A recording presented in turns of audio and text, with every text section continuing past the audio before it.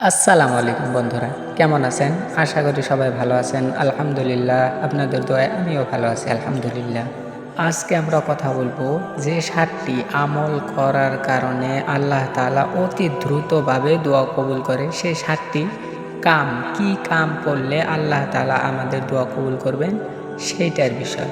ততক্ষণ পর্যন্ত চ্যানেলে নতুন হলে চ্যানেলটি সাবস্ক্রাইব করুন ও ভিডিওটি লাইক ও শেয়ার, কমেন্ট করতে ভুলবেন না।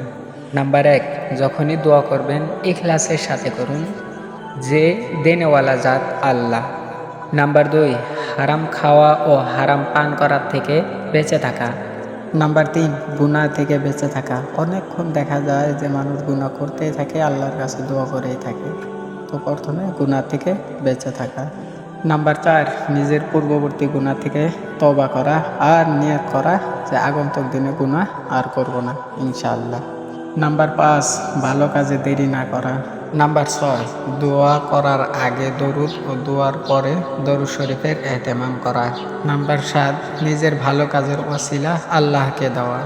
এই ৭টি কাজ আমল লিল্লাহিয়াতের সহিত করুন, ইনশাআল্লাহ আপনার দোয়া কবুল হবে।